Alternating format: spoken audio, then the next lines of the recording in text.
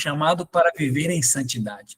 Por que esse tema é tão relevante? O livro de Hebreus já nos lança a resposta. Hebreus 12:14 vai dizer: buscai a paz com todos, a depender da tradução, segui a paz com todos e a santificação, sem a qual ninguém verá ao Senhor. Ou seja, esse é um tema muito relevante para nós, e não somente relevante, esse é um tema necessário. E ele é muito atacado pelo inimigo das almas, e é muito importante que nós, em uma vigília como essa, investamos, um pouco de nosso tempo para estudar sobre isso. No mesmo livro de 1 Tessalonicenses, se você for ao capítulo 5, versículo 23 e 24, você vai encontrar um texto que vai dizer assim: e o mesmo Deus da paz vos santifique em tudo, e o vosso espírito, alma e corpo sejam conservados íntegros e irrepreensíveis na vinda do nosso Senhor Jesus Cristo.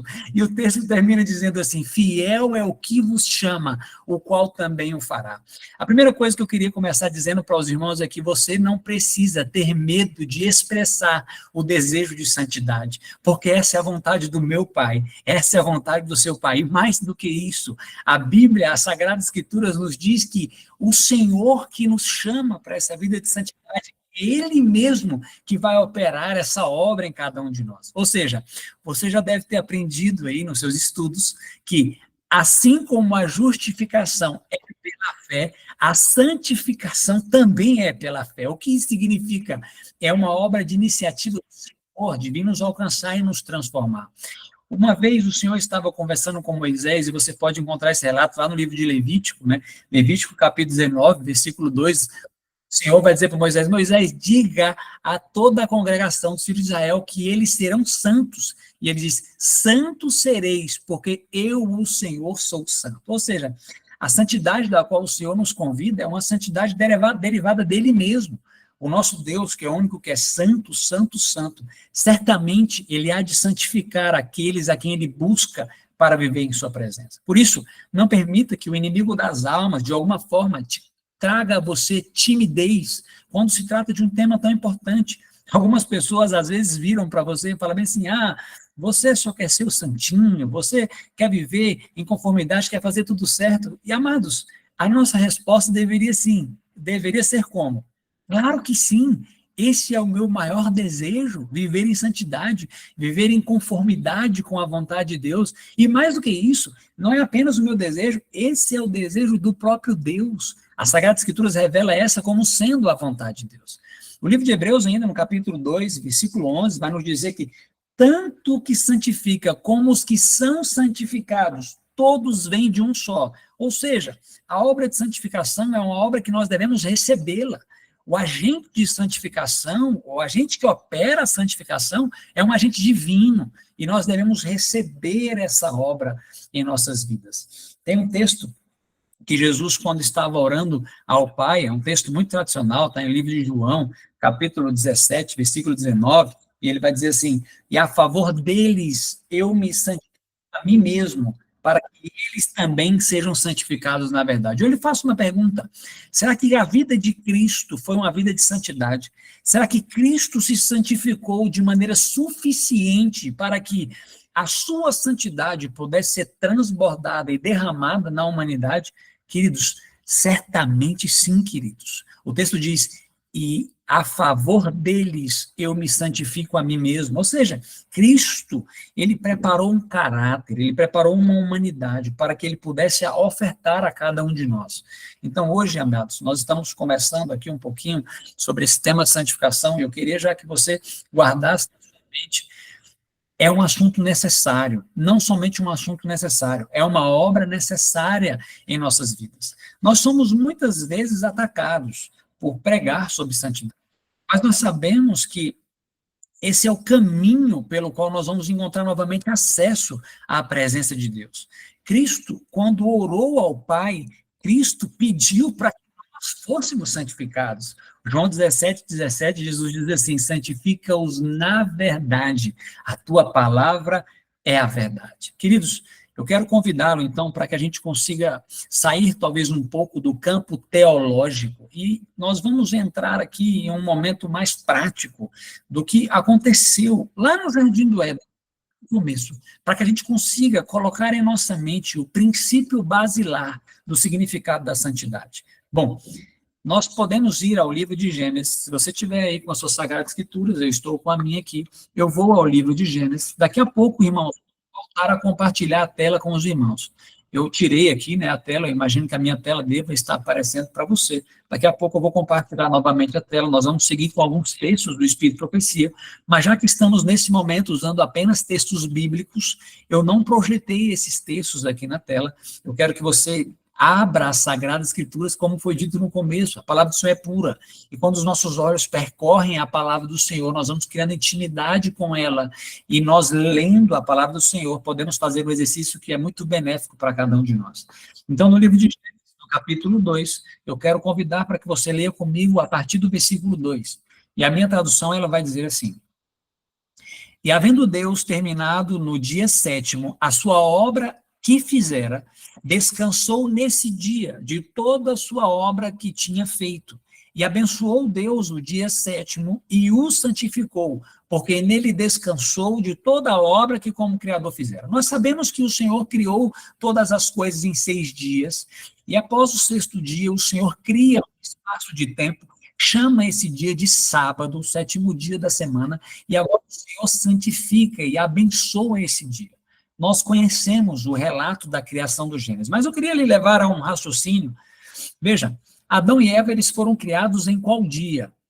Bom, a Bíblia diz que o homem foi criado no 6º dia. O homem foi criado no 6º dia. E nós não sabemos expressar com exatidão a hora que o homem foi criado. Nós não sabemos se foi às 2, às 3, às 4, às 6, às 8, às 10. Nós não temos a informação, pelo menos até o momento ainda não tenho essa informação, do horário exato no qual o homem foi criado. Mas nós podemos ter a certeza, através das Sagradas Escrituras, que o primeiro dia de 24 horas do ser humano foi o dia de sábado. O primeiro dia de 24 horas para a humanidade foi o dia de sábado. Você provavelmente já ouviu alguma expressão que algumas pessoas dizem assim: a primeira impressão é a que fica. Você já ouviu essa impressão? Você já ouviu esse ditado popular? Algumas pessoas costumam dizer isso, não é? Ah, a primeira impressão é a que fica. Queridos, o Senhor, ele então, agora, após ter criado a raça humana, o Senhor vai colocar a primeira impressão, o primeiro ensinamento para a humanidade. E, à luz da Bíblia, o primeiro ensinamento para a humanidade, que o Senhor vai gravar ali naquela folhinha em branco, que ainda não havia aprendido muitas coisas, é o significado do que é santidade. Porque o Senhor, ele cria agora um espaço de 24 horas. E quando o Senhor cria um espaço de 24 horas, a Sagrada Escritura vai dizer que o Senhor abençoou esse dia, e não somente isso, vai dizer que o Senhor santificou esse dia. Então, a Bíblia diz que o Senhor abençoou esse dia, depois a Bíblia vai dizer que o Senhor santificou esse dia, e a Bíblia ainda apresenta a justificativa, por que esse dia foi abençoado e por que esse dia foi justificado. Quando você vai aqui no versículo 2 e no versículo 3, o versículo 3 vai dizer assim: e abençoou Deus o dia 7º e o santificou, porque nele descansou. A Bíblia está nos mostrando que o Senhor fez a sua presença naquele dia, e a presença de Deus naquele dia fez com que aquele espaço de tempo, ainda que fosse abstrato, fosse santificado. Tamanha a santidade do Deus ao qual eu e você servimos é essa, queridos. O nosso Senhor, ele tem a capacidade de santificar o tempo. Imagine a presença de Deus na vida do ser humano. Imagine, queridos, a influência que esse Deus pode exercer na vida de suas criaturas. O Senhor, quando ele manifestou sua presença naquele lugar, ele santificou o tempo. E o primeiro significado, talvez o primeiro aprendizado que Adão e Eva tiveram, era o significado de santidade. Em outras palavras, se você fosse até Adão e Eva e perguntasse assim: Adão, Eva, qual é o significado de santidade? É possível que eles não soubessem definir teologicamente alguns textos que nós lemos, que nós vamos ler também daqui a pouco.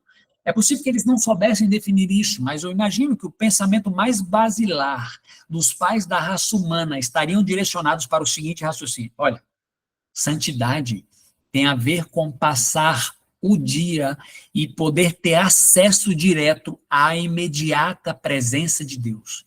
Certamente, na mente daqueles seres humanos perfeitos criados, santidade teria uma relação direta com acesso à imediata presença de Deus. Mais tarde, após Adão e Eva cometerem o primeiro pecado, se vocês perguntassem novamente o significado de santidade, eu acredito que eles agregariam um novo conceito. Eles diriam que santidade tem relação com acesso direto à presença de Deus, mas existe uma condição para que você tenha acesso direto à presença de Deus.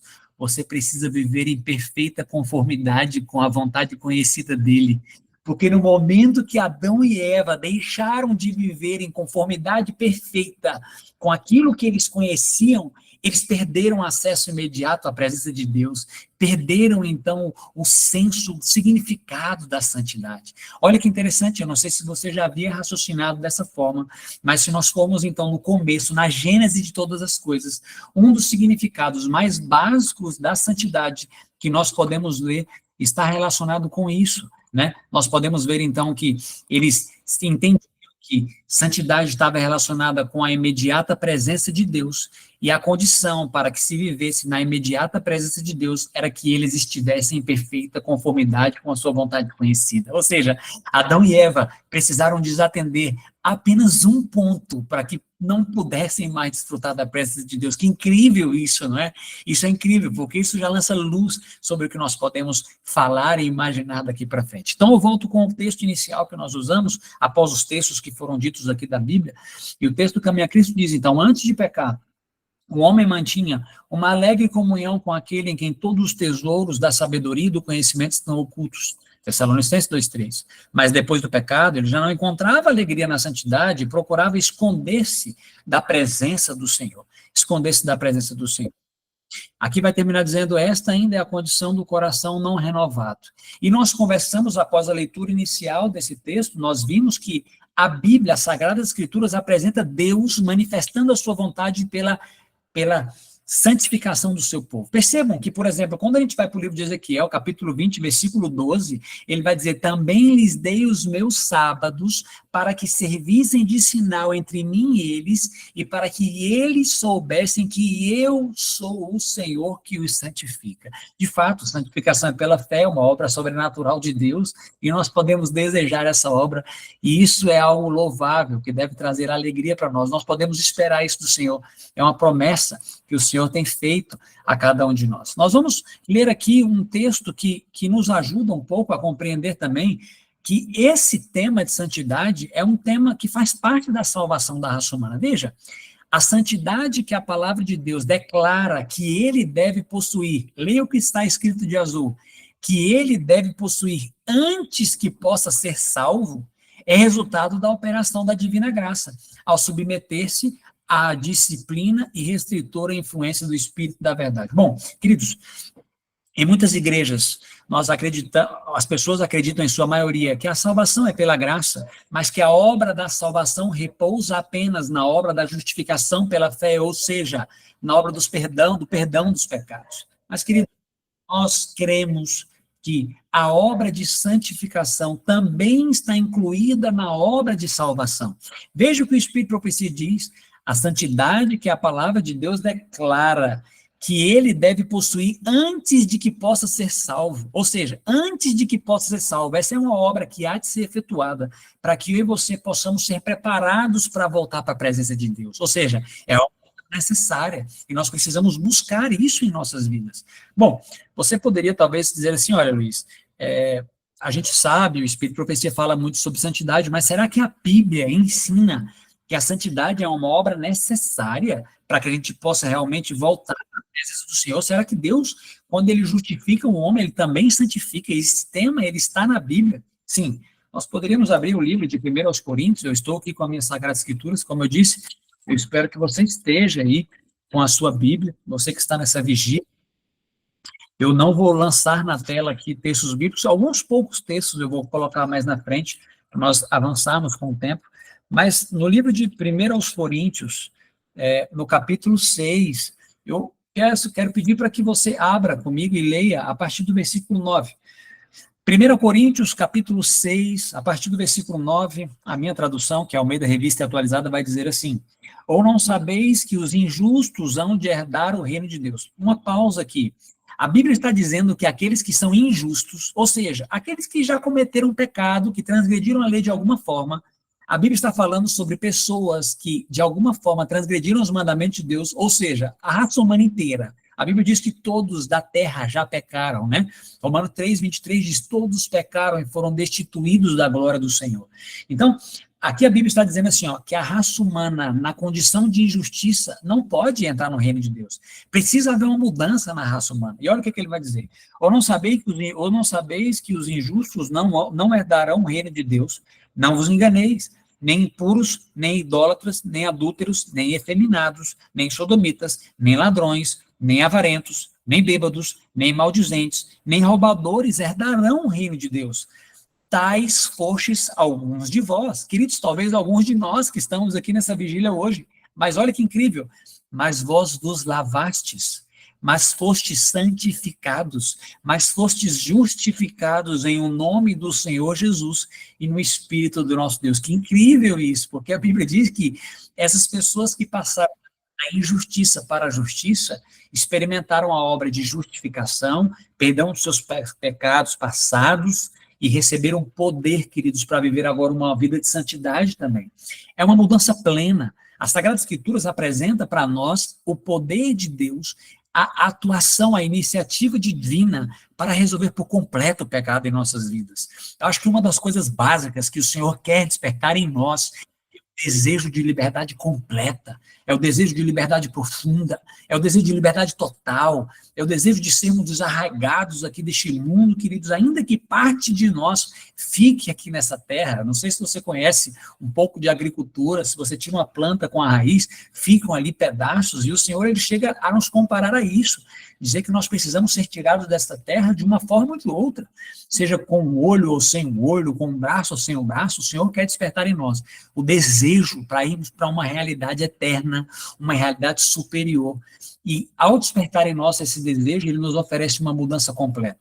Mudança do nosso passado, mudança do nosso futuro. Tem um texto, inclusive, também que lança luz sobre isso. Me recordei aqui um texto que está em Gálatas 2:17. Você deve conhecer esse texto.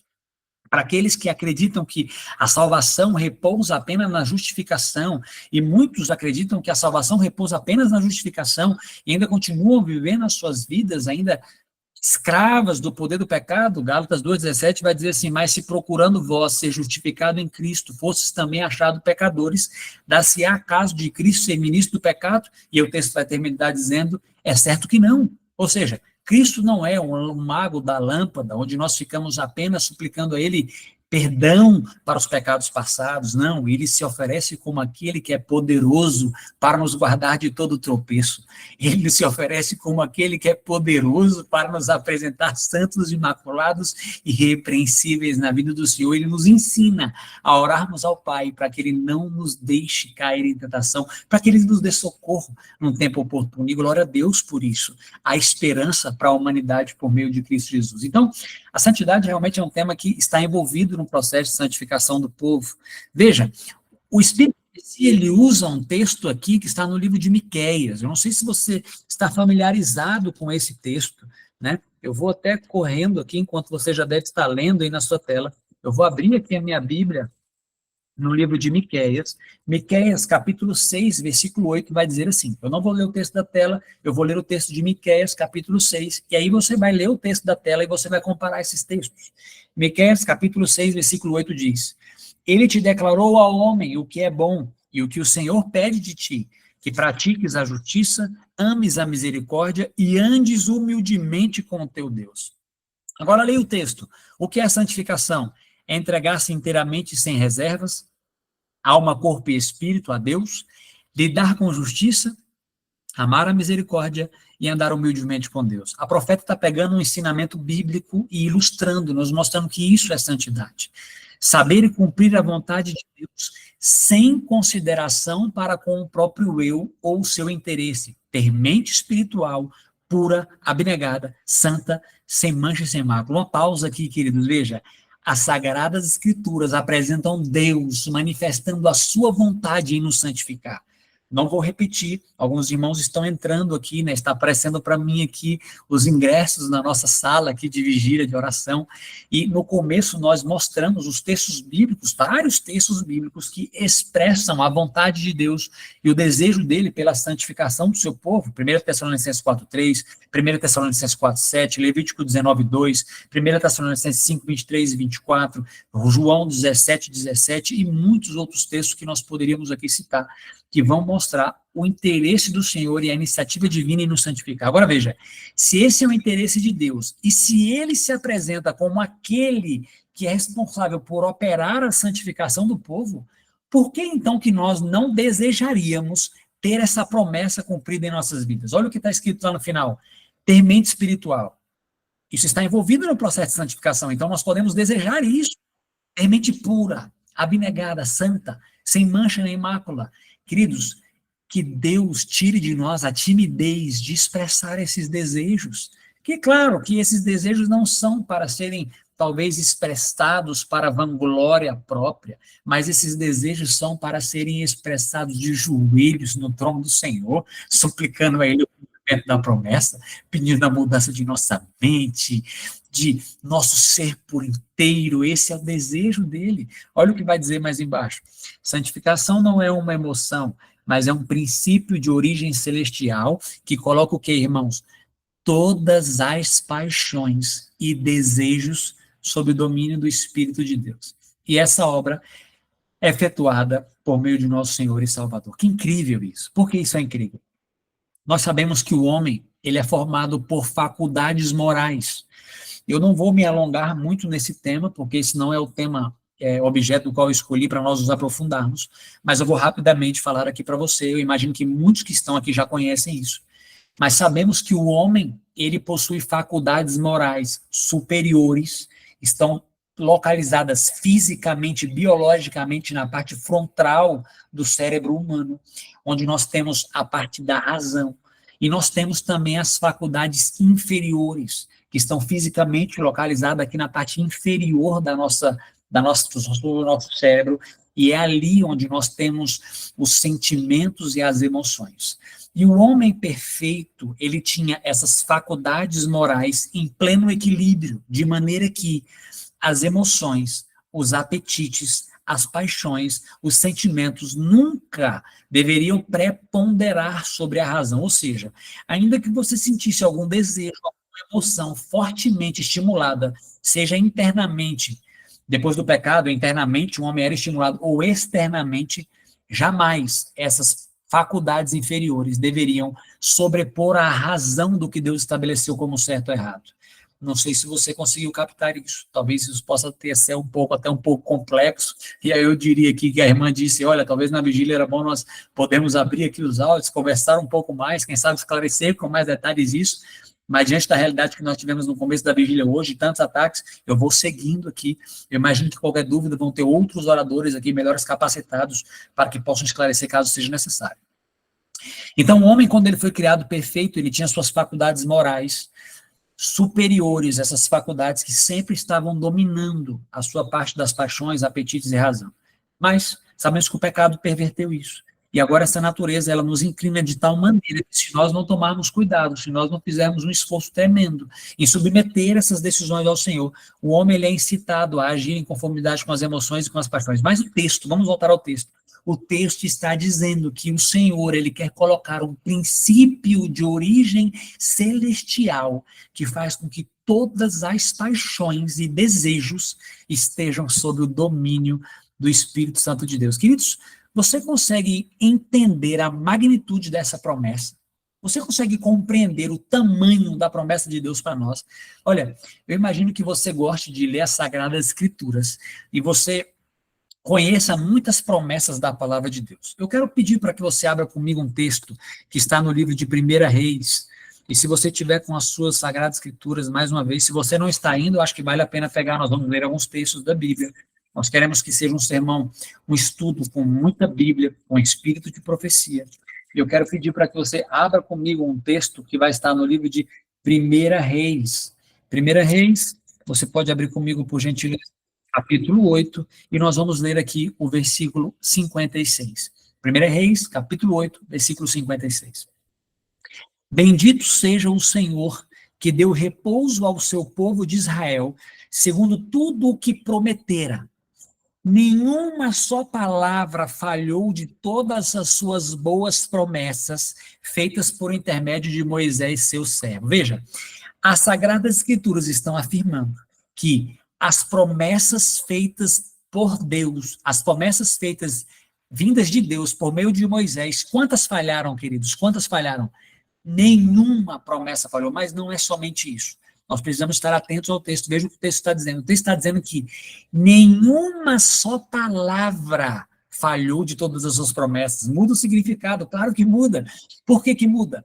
Quando a Bíblia diz que nenhuma só palavra falhou de todas as suas promessas, isso significa que Deus cumpriu as suas promessas exatamente como ele as tinha prometido, exatamente como elas foram dadas e foram escritas. O nosso Senhor, ele cumpre fielmente aquilo que ele promete. O Senhor, ele não usa palavras por falar, as palavras do Senhor são comedidas, são exatas, são poderosas. E, queridos, eu lhe faço uma pergunta. Será que se o Senhor não deixou de cumprir nenhuma palavra que ele disse por meio de Moisés, ele deixaria de cumprir alguma palavra que ele daria para nós hoje? Será que o Deus do passado é o mesmo Deus dos nossos dias? Claro que sim, queridos, claro que sim, mas amados, eu quero levar você para um outro patamar, queridos. Veja, a Bíblia diz que nenhuma palavra que ele deu por meio da boca de Moisés, ele deixou de cumprir, mas existe uma promessa que foi dada pela boca do próprio Deus, a primeira promessa das Sagradas Escrituras, e essa promessa ela precisa estar ecoando em nossas mentes, ela precisa estar pulsando em nossos corações. Gênesis capítulo 3, versículo 15. Sei que muitos aqui conhecem essa promessa, se não os que aqui estão. Em Gênesis capítulo 3, queridos, nós vamos ver a iniciativa divina para resgatar a raça humana após o cometimento do primeiro pecado, queridos. Após os pais da raça humana serem enganados, nós vamos ver agora Deus agindo, Deus entrando em cena. E você vai encontrar aqui as primeiras palavras proferidas por Deus no ambiente do grande conflito, com o fim de redimir a raça humana. Gênesis capítulo 3, versículo 15. Porém, inimizade entre ti e a mulher. Porém, é um verbo no futuro, uma promessa. Porém, inimizade entre ti e a mulher, entre a tua descendência e o Deus descendente, este te ferirá a cabeça e tu lhe ferirás o calcanhar. Veja que essa promessa é uma promessa que o Senhor estabeleceu no princípio, e essa promessa foi dada, queridos, de maneira que ela deve ser integralmente cumprida. Essa promessa ela é profética. Veja que a linguagem usada lá em Gênesis é uma linguagem que vai se aplicar a Jesus Cristo, que viria muito tempo depois. Cristo é o prometido que esmagaria a cabeça da serpente.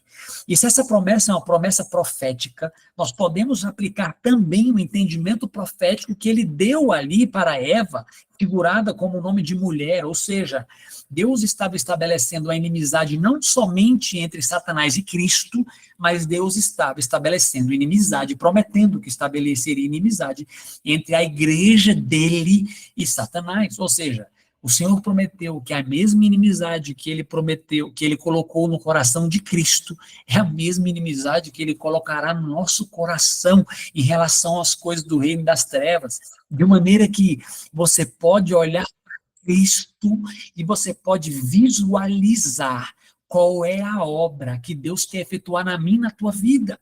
Cristo, quando viu o príncipe desse mundo vindo, ele diz assim, aí vem o príncipe deste mundo e ele nada tem em mim. E louvado seja Deus por isso, queridos, porque a obra que o Senhor efetuou na vida de Cristo é a obra que ele quer efetuar em nossas vidas, a mesma inimizade, fazer com que eu e você experimentemos de uma regeneração tamanha que as coisas que nós fazíamos no passado, elas passem a ser o quê? Abomináveis para nós. Você já leu isso na Bíblia?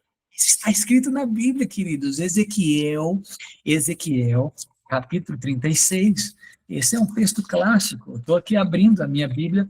Eu não sei se você já buscou a sua Bíblia. Nós estamos aqui já com muitos irmãos participando. Eu acho que vale a pena você buscar a sua Bíblia. Nós vamos aqui em Ezequiel 36, Veja, Ezequiel 36, o Senhor está no contexto de vindicar a santidade do nome dele. Versículo 23, ele vai dizer: vindicarei a santidade do meu grande nome, que foi profanado entre as nações, o qual profanastes no meio delas. As nações saberão que eu sou o Senhor, diz o Senhor Deus, quando eu vindicar a minha santidade perante elas. Tomar-vos-ei dentre as nações, e vos congregarei de todos os países, vos trarei para a vossa terra. Então aspergirei água pura sobre vós, e ficareis purificados. De todas as vossas imundícias e de todos os vossos ídolos vos purificarei. Dar-vos-ei coração novo, e porei dentro de vós espírito novo. Tirarei de vós o coração de pedra, e vos darei coração de carne. Porei dentro de vós o meu espírito, e farei que andeis nos meus estatutos, e guardeis os meus juízos. Observeis, perceba que a linguagem que está sendo trazida por meio do profeta Ezequiel é a linguagem na qual Deus está dizendo que vai fazer. Deus está dizendo que vai fazer. Agora leia o versículo 31. Então vos lembrareis dos vossos maus caminhos e dos vossos feitos que não foram bons. Tereis nojo de vós mesmos por causa das vossas iniquidades e das vossas abominações. É uma obra sobrenatural, isso, queridos. Porque, veja, às vezes você vai na igreja e pergunta para as pessoas assim, quando você está pregando: queridos, o pecado é bom? E muitas pessoas diziam o que na igreja? O pecado é bom. Claro que não, amados. O pecado não é bom. O pecado tem arruinado a minha vida, a sua vida. O pecado tem tirado a felicidade de nossos filhos, de nossas esposas. O pecado tem trazido miséria, destruição nesse mundo. O pecado causou a morte do Filho de Deus. O pecado tem sido responsável pelos estrupos, pelas calamidades, por tudo que nós temos visto. O pecado tem colocado diante dos nossos olhos cenas repugnantes de se olhar. Queridos, o pecado ele jamais foi bom, ele nunca vai ser bom. E a Bíblia está dizendo que o Senhor ele vai tirar o desejo de cada um de nós dessas coisas.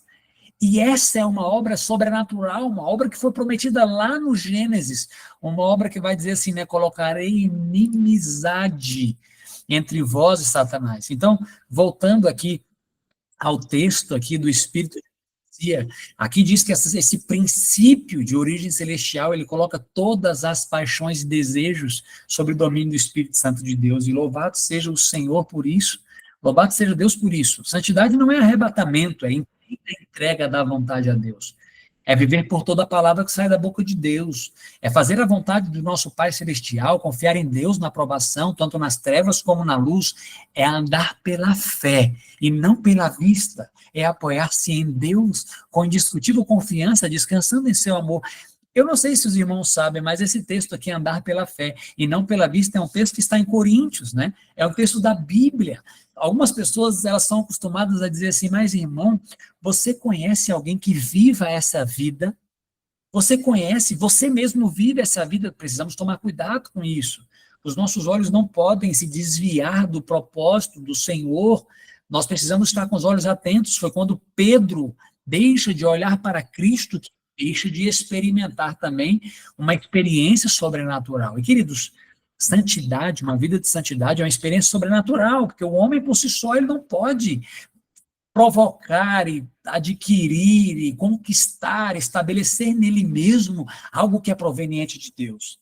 Santidade ela é derivada do Senhor, o Senhor é o único santo em absoluto, e nós precisamos realmente buscar do Senhor essa obra em nossas vidas.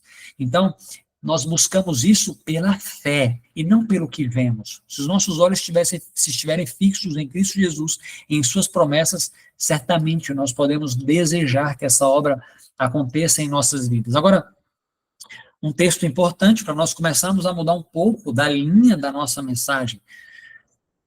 Queridos, não é a grandeza do ato de desobediência que constitui o pecado, mas a discordância com a vontade expressa de Deus, no mínimo particular, pois mostra que ainda existe comunhão entre a pessoa e o pecado. Deixa eu dar uma pausa aqui, para trazer para os irmãos uma coisa que tem me preocupado, que tem surgido muito, eu tenho falado isso em algumas igrejas. A teologia contemporânea, ela tem criado novas definições para o conceito de pecado. Sabemos que a Bíblia diz que o pecado é a transgressão da lei, a Bíblia vai dizer todo aquele que pratica pecado também transgride a lei, né? Nós sabemos disso, o Espírito de Profecia vai dizer que essa é a única definição de pecado dada nas Escrituras, mas nós sabemos que o mundo teológico, seja adventista ou não, ele tem buscado novos meios para definir o pecado, de maneira que hoje se acredita que existem outras formas de pecado que não passem por transgressão da lei de Deus. Isso é um grave problema. Por que isso é um grave problema? Nós sabemos que a lei de Deus é a lei que será usada com base no juízo, não é isso? Não é a norma de juízo, a lei de Deus? E quando eu estabeleço novos pecados que não estão abrangidos pela lei de Deus, eu estou dizendo, em outras palavras, que esses pecados serão aceitos no juízo do Senhor. Eu estou dizendo que é possível que você guarde os mandamentos, mas ainda tenha outros atos de pecados e no final vai dar tudo certo. Isso é muito perigoso, queridos. A lei de Deus, ela é espiritual, e é por isso que o inimigo das almas ataca a lei de Deus. Porque, queridos, a lei de Deus foi expressa para o homem nos 10 mandamentos, mas deixa eu dizer uma coisa aqui para você. Tudo que Deus diz é lei. Tudo que Deus diz é vontade divina. Tudo que Deus diz é autoridade, queridos. E é por isso que o Espírito de Profecia, ele vai dizer o que para nós? Olha o que o Espírito de Profecia vai dizer para nós. Não é a grandeza do ato de desobediência que constitui o pecado.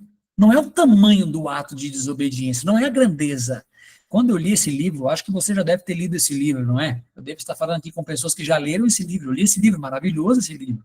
Aqui vai dizer que a discordância com a vontade expressa de Deus, no mínimo particular, é pecado, pois mostra que existe ainda comunhão entre a pessoa e o pecado. Ou seja, desejar viver em perfeita conformidade com a vontade de Deus não é extremismo.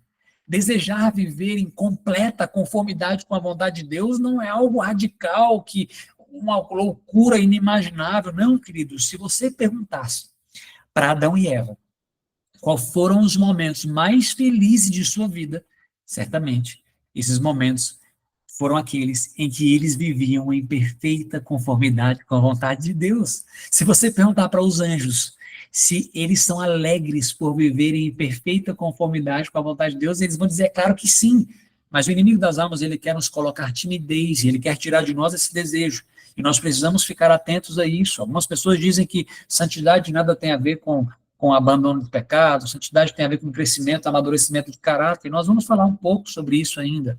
Você pode ler comigo esse próximo texto, então, para que isso fique claro para nós. O que requer o Senhor da sua herança adquirida a preço de sangue?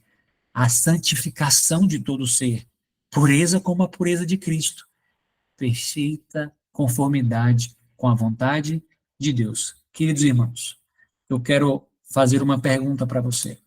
Será que é possível nós vivermos em perfeita conformidade com a vontade de Deus? Será que o Senhor já efetuou essa obra na sua vida? Será que você tem o desejo de que essa obra aconteça de maneira abundante, de maneira milagrosa e poderosa? Bom, você deve ter visto aí o cronograma da vigília. Se você não viu, você está aqui nos acompanhando. Nós estamos em mais de 100 pessoas aqui no grupo. Espero que vocês estejam comigo.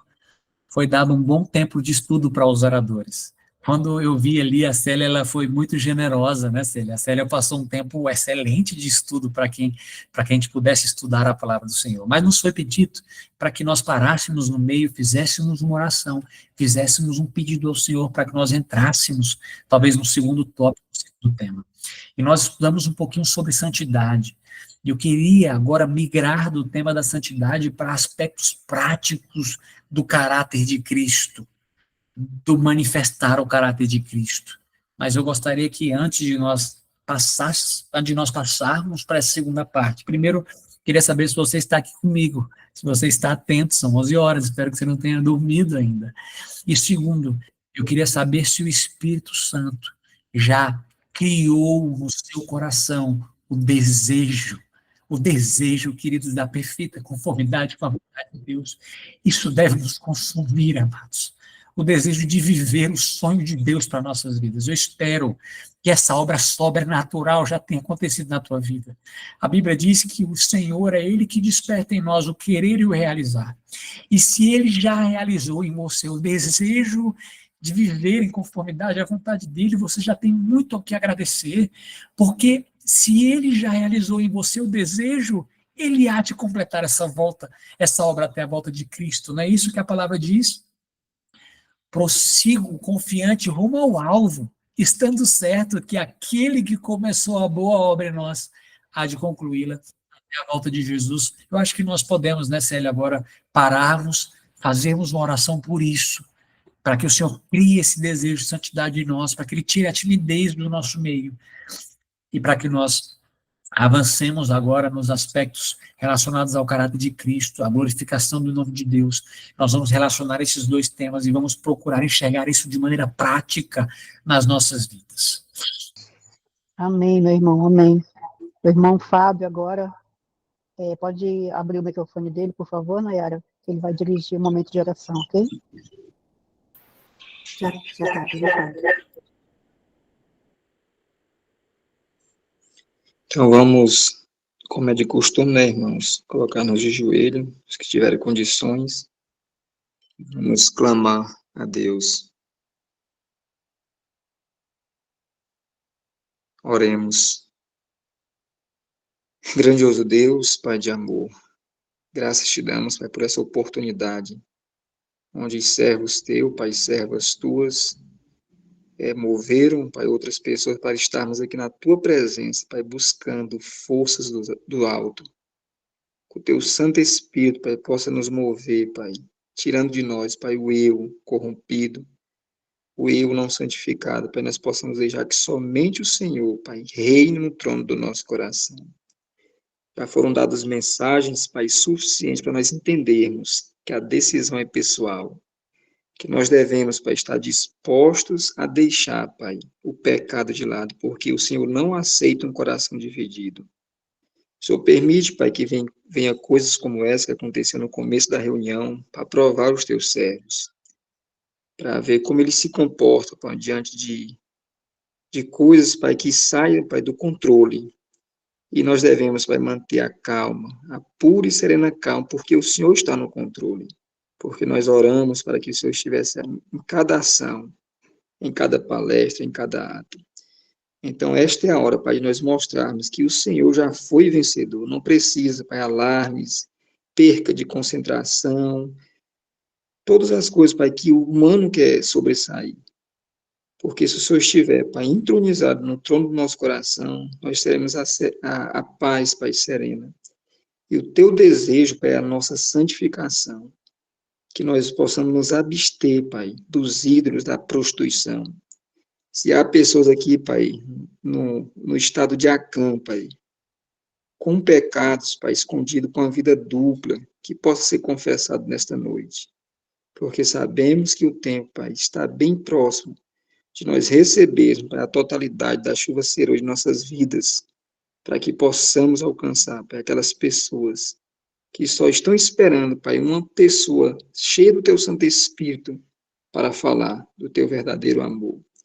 Continue conosco, Pai, não nos deixe, Pai, desviar. Sei que tem pessoas como eu lutando, Pai, contra o sono, e que nós possamos lembrar das palavras de Jesus aos discípulos, para os 3 discípulos. Vocês não podem orar 1 hora comigo, orem, vigiem. Que nós possamos estar em espírito de oração e não possamos ser, Pai, atacados pelas mínimas permissões que Deus faça com que aconteça, para que nós confiemos neles e às vezes nós ficamos destabilizados, Pai. Que o nosso amor por Ti, que a nossa vontade, Pai, de sermos santificados seja maior do que o sono, do que as preocupações, do que as coisas, Pai, que realmente, Pai, nos tiram da inteira presença do Senhor. Clamo por pessoas que estão aqui, Pai, ainda duvidosas, se devem aceitar ou não, Pai, a entrega total a Ti.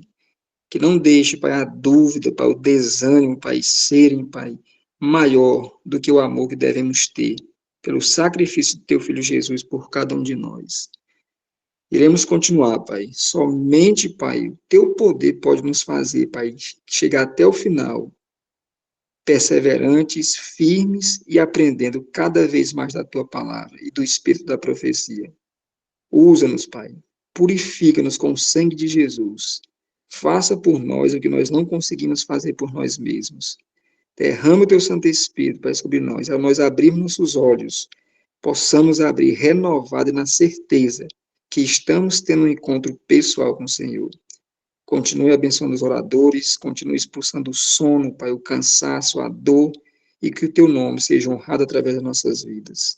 São bênçãos que eu te peço, Pai, não porque haja humildade, Pai, haja fé em mim, mas pelos méritos, pela humildade, pelo amor, pela fé de Cristo Jesus nós oramos. Amém e amém.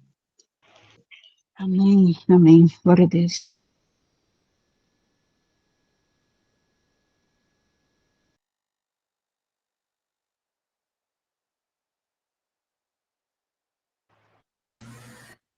Amém. Glória a Deus por isso, irmão Fábio.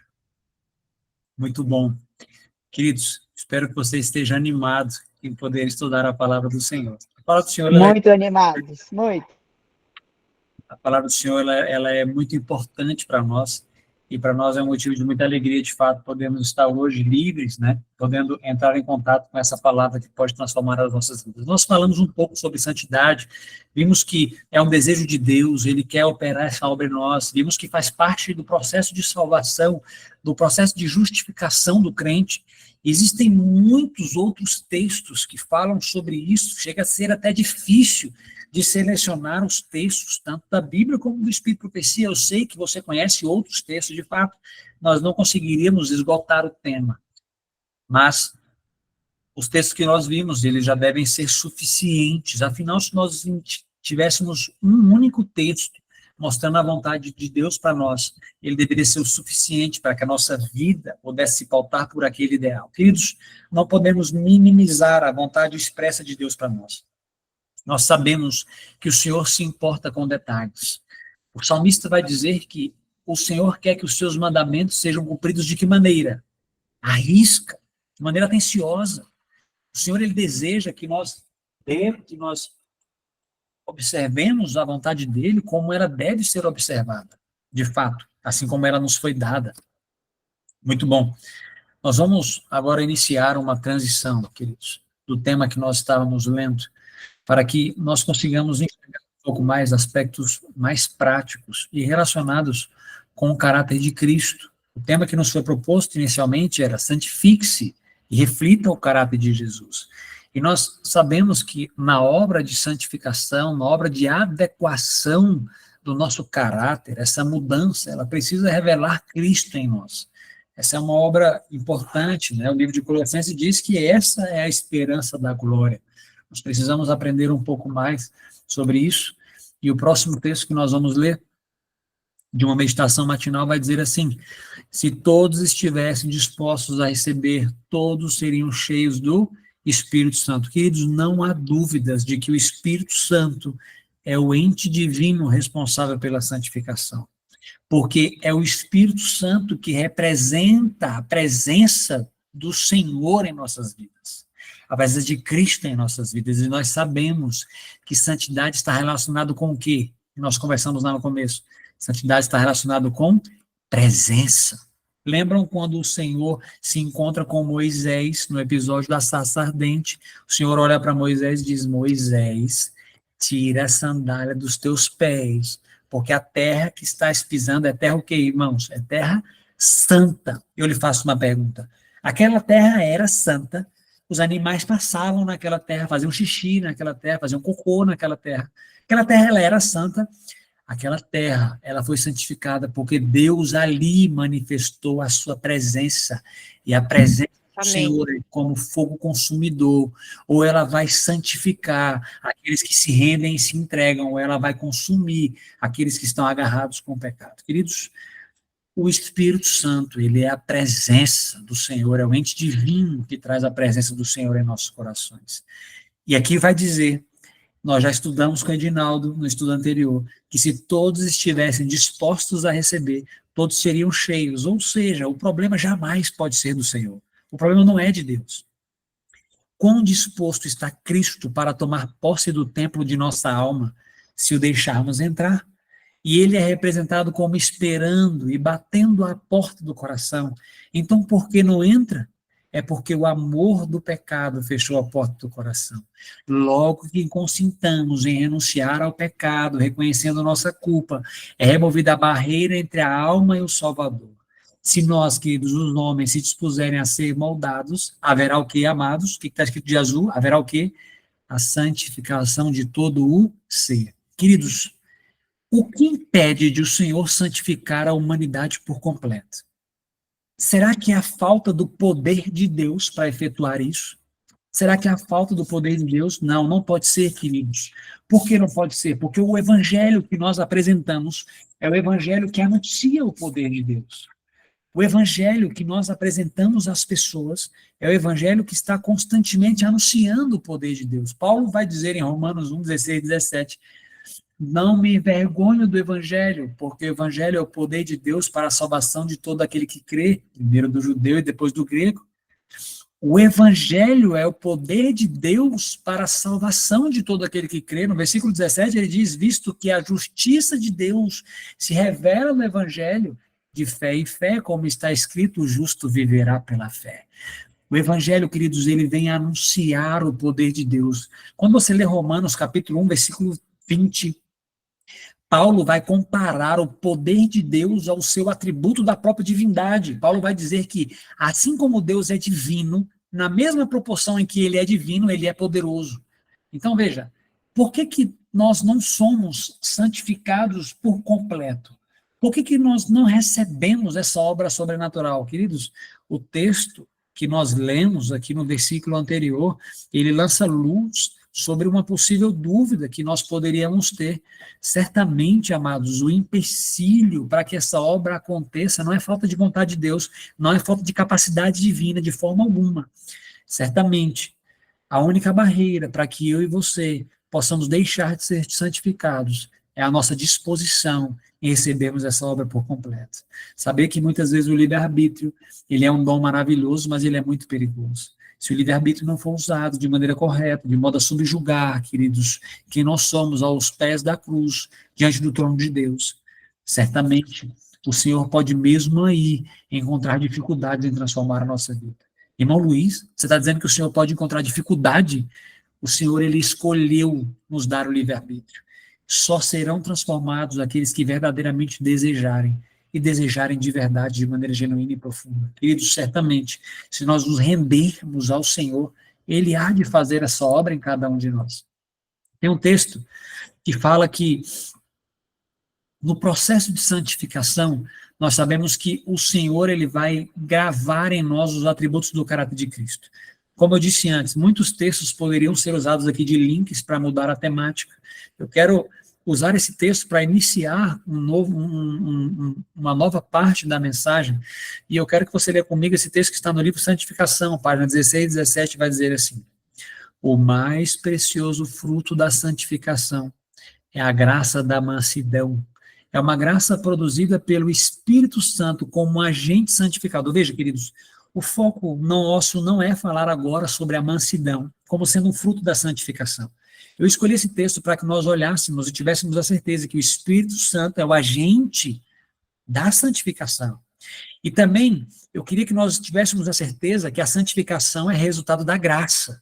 Porque o texto diz, é uma graça produzida pelo Espírito Santo. Ou seja, se nós somos salvos pela graça e a santificação é um fruto da graça, a santificação está dentro do processo de salvação. Glória a Deus por isso. E olha o que vai dizer. Habilita o seu possuidor a controlar, na maioria das vezes, não, a controlar em todo o tempo um temperamento impossível e impetuoso. Meus amados, veja, como eu disse, eu não quero falar aqui sobre a graça da mansidão e nem sobre os outros frutos. Certamente você conhece os frutos do Espírito, não conhece? Você já leu no livro de Gálatas os frutos do Espírito. E você já deve saber também que os frutos do Espírito são traços do caráter de Jesus. Veja, se o Espírito Santo é o agente divino que frutifica em nós, que desenvolve em nós os traços do caráter de Jesus, nós podemos compreender que na obra de santificação, uma das coisas que é transformada em nossas vidas é o quê? O caráter. Agora, Vejam como essa obra é profunda e completa. Olha o texto que está escrito nos lugares celestiais, página 98, diz assim, ó, se permaneceis em Cristo e Cristo em vós, não conseguireis falar palavras de ira. Queridos, que incrível isso, não é? Veja o que está escrito em azul no texto de cima. Aqui diz assim, ó, habilita o seu possuidor a controlar em quantas vezes do dia, em quantas partes do tempo, queridos, que o Senhor promete nos habilitar a controlar um temperamento impulsivo e impetuoso. Leia na sua casa, leia, está escrito, em todo tempo. Sabe, queridos, eu quero dizer uma coisa para você. Eu quero falar uma coisa para você hoje em nome de Jesus. O Senhor Jesus, ele não quer melhorar a tua vida. O Senhor Jesus não quer te fazer um pouco mais manso. O Senhor Jesus não quer te fazer um pouco mais amável. O Senhor Jesus não quer te fazer um pouco mais modesto ou um pouco mais temperante. O Senhor Jesus, ele não quer mudar ou melhorar a sua vida. O Senhor Jesus, ele não se propõe a fazer isso. Perceba que o nosso Deus, ele é muito poderoso para fazer coisas muito elevadas. Se ele nos oferecesse só um pouco melhor do que nós somos, como o nosso Deus poderia ser entendido como um Deus mesquinho, né? O Senhor, ele tem poder para fazer uma obra sobrenatural, milagrosa em nossas vidas. Imagine agora Deus oferecendo para nós algo pequeno. Não, queridos. A obra que Deus oferece para nós é uma obra elevada, de acordo com a sua capacidade. E é por isso que nós precisamos ler as Sagradas Escrituras e precisamos entendê-las como vindas de alguém que tem capacidade total de fazer tudo o que está escrito aqui. Jeremias diz que nada é demasiado maravilhoso para Deus. Não há nada que o Senhor não possa fazer, queridos. Nada é demasiado maravilhoso para Deus. O livro de Efésios vai dizer que tudo quanto nós podemos pedir ou pensar, o Senhor, ele é capaz de fazer infinitamente mais do que tudo que nós podemos pedir ou pensar. Ou seja, a nossa mente não consegue conceber, queridos, a capacidade divina de transformar, de criar, de regenerar. Nós não temos a ideia da dimensão do poder de um Deus vivo que está operando em nossa salvação. Deus está jogando com tudo, trabalhando com tudo que pode para salvar a humanidade, queridos. Com tudo que pode, isso deve trazer para nós alegria. Tem um Deus todo-poderoso, com seus anjos, com seu Espírito, com seu Filho, trabalhando pela redenção de uma raça, E se você está aqui hoje, ele está trabalhando na sua vida também, assim como está trabalhando na minha vida também. E isso deve ser para nós um motivo de regozijo, mas veja, não podemos nos assustar com a obra desse Deus. Por que nós não podemos nos assustar com a obra desse Deus? Porque o Senhor, ele nos oferece algo sobrenatural, algo inalcançável. A obra de salvação é algo que não pode ser feita por nós mesmos. Tem um texto que é bem interessante, que fala o que é justificação pela fé, é a obra de Deus lançar a glória do homem no pó e fazer por ele aquilo que é impossível que ele fizesse por ele mesmo. Deus nos oferece uma obra que eu e você não poderíamos fazer pelo melhor de nossos esforços. Ou seja, existem pessoas por aí que não precisam de Deus para serem temperantes. Na maior parte do tempo, eles se alimentam bem na maior parte do tempo. Existem ateus que tratam bem as esposas. Existem ateus que tratam bem os filhos.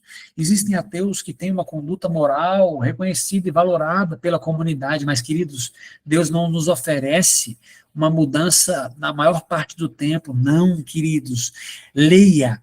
O Senhor nos oferece a graça, o seu poder para nos habilitar em todo o tempo. Em todo o tempo, o tempo todo. A experiência que o Senhor quer colocar em nós é uma experiência estável. Estável. Lá no livro de Apocalipse, capítulo 14, no versículo 12, lá vai dizer, aqui está a perseverança dos santos, os que guardam os mandamentos de Deus e têm a fé de Jesus.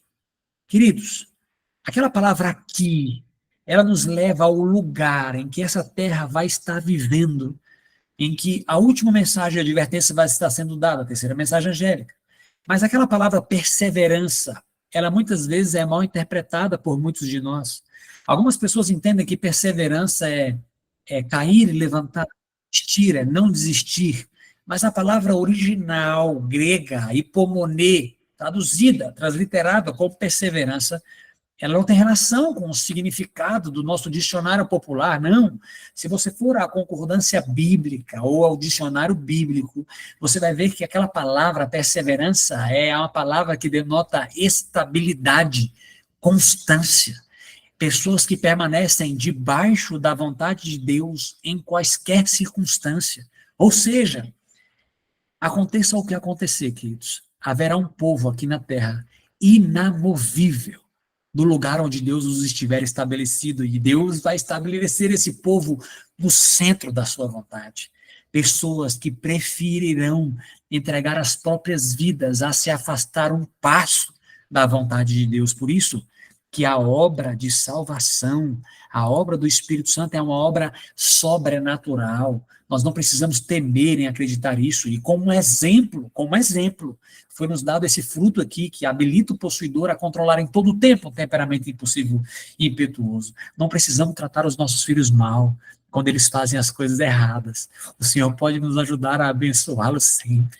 Não precisamos tratar as esposas mal, ou vice-versa, os cônjuges, os maridos mal. Não precisamos dar mal resposta aos nossos irmãos. Não, queridos. Se nós permanecermos em Cristo, podemos experimentar uma obra completa. Queridos, uma das obras do Espírito Santo, descrita nas Sagradas Escrituras, é a obra de glorificar a Cristo. O livro de João, capítulo 16, versículo 14, vai dizer: e ele me glorificará, porque há de receber do que é meu, e vou-lo há de anunciar. Deixa eu fazer contigo aqui uma passagem rápida ali pelo começo das Escrituras, para nós chegarmos aqui sobre esse tema tão importante. Sabemos que o Senhor criou o homem à sua imagem e à sua semelhança. Se você for lá no Gênesis, você vai encontrar algumas palavras ali, imagem e semelhança, e eu não vou aqui ousar pronunciá-las em hebraico, porque apesar de saber qual é a palavra, por pesquisar e estudar, eu não sei pronunciá-las corretamente. Mas eu posso dizer para os irmãos o significado dessas palavras. Quando Deus diz que o homem foi criado à sua imagem e semelhança, esse conceito hebraico, ele é muito profundo, ele é além do que a linguagem brasileira, do que o português consegue expressar. Quando a Bíblia diz que o homem foi criado à imagem de Deus e à sua semelhança, queridos, era como se, eu vou fazer uma ilustração para que você entenda. Vocês provavelmente já viram quando as pessoas estão no deserto ali, talvez com muita fome, ou com muita sede, com o sol muito quente, eles entram talvez em um delírio, e eles enxergam uma miragem. Você já ouviu essa expressão, uma miragem? Quando você olha no deserto, você fala: eita, tem água ali. Não, mas não tem água, na verdade. Essa pessoa está enxergando algo que não existe, ou algo que é uma coisa da imaginação dela. Essa ideia, ilustração, é a ideia que é colocada no homem. Veja, quando o Senhor criou o homem, a Bíblia vai dizer que o homem foi criado à imagem e semelhança. Eu quero lhe dizer que é como se os animais, as criaturas, quando olhavam para Adão e Eva na sua perfeição original, é como se ao olharem para Adão e Eva, eles vissem que ali era o próprio Deus. Queridos, calma, não se assustem, nós vamos estudar um pouco mais isso. Talvez à primeira vista isso pode parecer, quem sabe, até uma heresia, não é? Se você nunca ouviu falar sobre isso, mas veja, é para que você entenda a profundidade do conceito, mas mais do que isso, e por favor, não se escandalize agora. O texto, o significado do texto diz que Adão e Eva, eles eram comparáveis a Deus. Irmão Luiz, de onde você está tirando isso, queridos? Esse é o significado do original hebraico dessas palavras. O homem, ele é comparável a Deus. Mas por que o homem era comparável a Deus? É impossível comparar uma criatura com o seu Criador. O livro de Salmos, capítulo 8, versículo 5, lança luz sobre isso. Porque o livro de Salmos, capítulo 8, versículo 5, falando sobre a humanidade, e esse texto também é aplicado por Paulo, se referindo a Cristo, ok? Então nós temos esse texto também, Salmo 8, 5, mas nós temos também em Hebreus, Paulo aplicando, ele se referindo a Cristo, vai dizer assim: fizeste-o, no entanto, por um pouco menor do que os anjos, e de glória e honra o coroa. Você já leu esse texto, estou citando ele aqui de memória, é possível que a sua tradução tenha alguma variação, mas o livro de Salmos, ele vai nos dizer que o homem, ele foi coroado de honra e glória. Honra e glória. Então, eu queria te convidar para que você, juntamente comigo, analisasse o significado da palavra glória. Porque a palavra glória, ela está participando da coroa da criação. Você já viu aquela expressão quando a pessoa faz o bolo e bota a cerejinha do bolo? Já viu essa expressão? Provavelmente sim. Quando Deus criou o ser humano, o Senhor colocou a coroa da criação. E o Senhor atribuiu ao ser humano honra e glória. Bom, no Antigo Testamento, a palavra hebraica que define glória traz a ideia de peso e importância. Glória, no Antigo Testamento, é peso, responsabilidade e importância. Isso é dicionário bíblico, tá bom? Peso, responsabilidade e importância. Ou seja, quando Deus pega a glória dele e coloca no ser humano, o ser humano está carregando o peso, a responsabilidade, a importância de representar a Deus. Já no Novo Testamento, esse termo glória em grego, doxa, ele traz a ideia de reconhecimento, ser reconhecido por aquilo que você é. Antigo Testamento, peso, responsabilidade, importância. Novo Testamento, reconhecimento. Quando Deus coloca a sua glória no ser humano, Deus está colocando no ser humano aquilo que fazia com que Deus fosse reconhecido. Opa, agora então está explicado, não é? O homem, ele só era parecido a ponto de ser comparável a Deus porque o homem tinha algo que o próprio Deus tinha colocado nele. O que era? A sua glória. Ok, queridos? Tudo bem até aqui? Isso é um conceito teológico, tá bom? Não tem muita dificuldade nisso. O homem, então, ele recebeu a glória de Deus, e por isso que o homem era representante do Senhor aqui na terra. O que é representar? É apresentar novamente. O homem apresentava a vontade de Deus aqui na terra. Nós sabemos que essa glória, também que era representada visualmente por um manto de luz, ela foi perdida em um momento. O livro de Romanos, capítulo 3, versículo 23, a depender da tua tradução, vai dizer assim: pois que todos pecaram e foram destituídos da glória de Deus. Existe uma tradução que diz assim, porque o homem pecou e carece da glória de Deus. O que significa carecer? Carecer é necessidade. Mas existe uma tradução mais fiel que diz que o homem pecou e está destituído da glória de Deus. Porque, de fato, foi isso que aconteceu. Quando o homem pecou, o que ele perdeu? Ele perdeu aquilo que fazia com que Deus fosse reconhecido em suas vidas. Vou repetir. Quando o homem pecou, o que o homem perdeu? O homem perdeu aquilo que fazia com que Deus fosse reconhecido em suas vidas.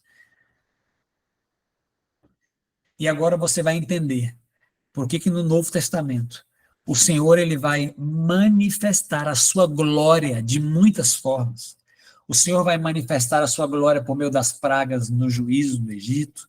O Senhor vai manifestar a sua glória por meio de fenômenos naturais, por meio das nuvens, das tempestades, da chuva, por meio do fogo ao aceitar o sacrifício. O Senhor, ele manifesta a sua glória por meio das obras criadas. E o que isso significa quando a Bíblia diz que Deus está manifestando a sua glória? Deus está manifestando algo que faz com que ele seja reconhecido, porque o pecado fez com que Deus deixasse de ser reconhecido na humanidade. E quando você então estuda o Antigo Testamento, você vai ver Deus agora manifestando a sua glória de muitas formas. Vamos voltar para o texto que nós lemos na Bíblia. E eu tenho certeza que agora você vai ter um novo olhar sobre esse texto. Quando Jesus Cristo falou sobre o Espírito Santo, e nós sabemos que o Espírito Santo tem muitas obras, Cristo disse que o Espírito Santo haveria de glorificar a Cristo em nossas vidas. O que isso significa? Isso significa que o Espírito Santo faria com que Cristo, que é a imagem de Deus, voltasse a ser reconhecido em cada um de nós. Que maravilha, não é? O Espírito Santo, ele é o agente santificador, mas o Espírito Santo, ele nos santifica de que maneira? Ele traz a imagem perdida de Cristo para cada um de nós. Vamos ver o próximo texto. Dar glória a Deus é revelar o seu quê? O seu caráter em nosso próprio e dessa forma torná-lo que conhecido.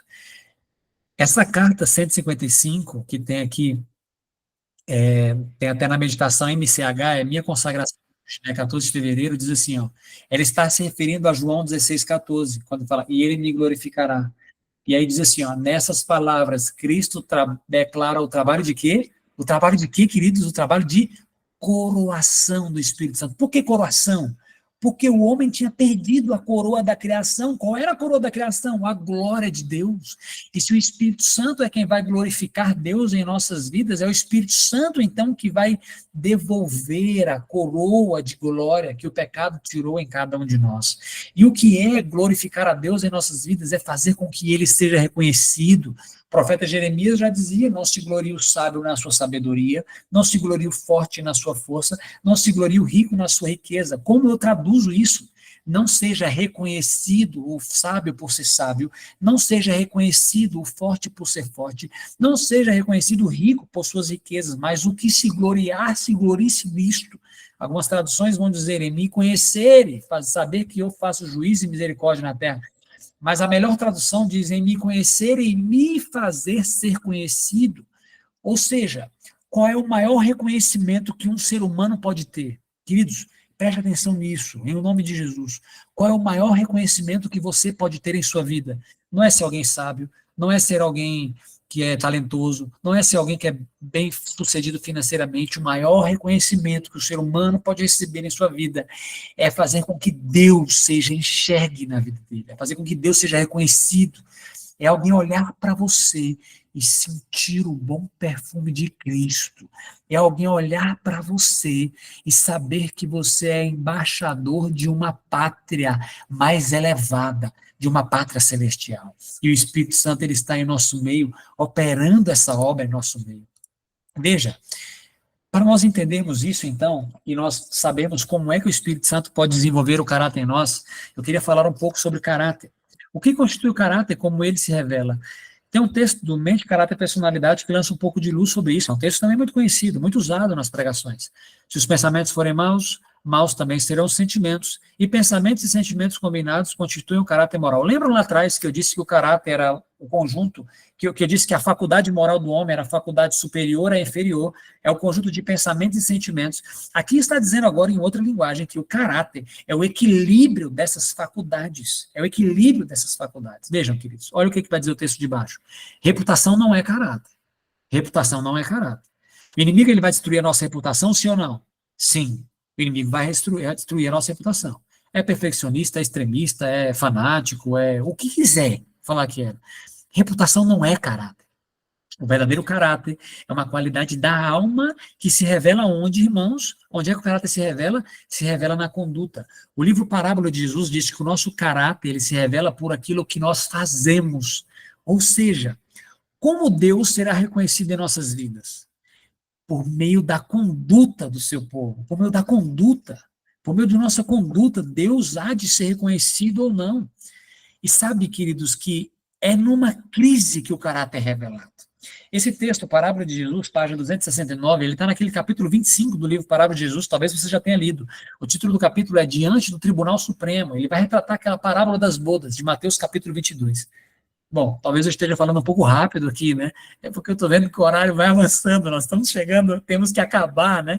E eu espero que você esteja absorvendo aí, fique ligado, fique atento. Repetindo, esse texto foi tirado do livro Parábola de Jesus, capítulo 25. O título do capítulo é Diante do Tribunal Supremo. E lá nesse capítulo ele está revelando, contando para nós aquela parábola das bodas, Mateus capítulo 22. E você lembra a parábola das bodas? Você lembra a parábola das bodas? Deus mandou chamar algumas pessoas para a festa do filho, o príncipe, né, ali é ilustrado, né, uma festa de casamento, né, o príncipe, muitos não quiseram vir, mataram os que estavam convidando, no final vieram pessoas para o casamento, mas entrou uma pessoa sem as vestes, e o rei foi lá inspecionando e falou, amigo, como entrastes aqui, sem as vestes, como você entrou aqui? E a Bíblia vai dizer que o homem, o quê? O homem emudeceu, ele não tinha o que falar. No Espírito de Profecia vai nos dizer que as vestes era a mudança de caráter, a obra de santificação. Ou seja, ele não estava coberto com a justiça de Cristo, porque existe a justiça que justifica e existe a mesma justiça que santifica. Você já conhece esse texto, não é? Que nós temos a justiça que nos justifica nos é imputada, a justiça que nos santifica nos é comunicada. A primeira é nosso título para o céu, a segunda a nossa adequação para ele. Você vai encontrar isso em Mensagem aos Jovens 35, em outros livros você encontra isso também, inclusive nesse livro, né, Parábola de Jesus, você também vai encontrar. Ou seja, no processo de justificar o homem, de estabelecer a sua justiça, no processo de estabelecer a sua justiça, ele justifica e santifica. E nesse processo de santificação, ele adequa nós para o céu, ele adequa as pessoas para o céu, ele transforma o caráter. ele adequa à vontade de Deus. E aquele homem, quando entrou na festa, ele não estava adequado, ele estava sem as vestes. E aí aqui o Espírito de Profecia vai usar esse termo, vai dizer assim, uma crise é que o caráter é revelado. Irmãos, vocês entendem por que vai vir uma grande crise, como nunca houve antes na Terra, antes de Jesus voltar. Por quê? Porque todo o caráter vai ser amadurecido, para o bem ou para o mal. Aqueles que não receberem a chuva serôdia, que não forem batizados pelo Espírito do Senhor, receberão o Espírito de Satanás, se transformarão em morada de dragões, queridos. E diz que a obra mestra do mal vai se amadurecer na vida dessas pessoas. Misericórdia, amados. Misericórdia. Todos amadurecerão, todos ceifarão o que estão plantando. E haverá uma crise, queridos, para revelar se o que nós temos edificado em nosso caráter é madeira, feno, palha, ou se é metal precioso, queridos, que pode resistir às fornalhas da aflição. É numa crise que o caráter revela. É numa crise que o caráter revela, sim ou não? Sim, queridos, é numa crise que o caráter revela. Agora veja, o que é que afeta o nosso caráter? Leia o livro, leia aqui, Parábola de Jesus. Nosso caráter é revelado pelo que nós fazemos. Agora olha o que está escrito aqui na orientação da criança.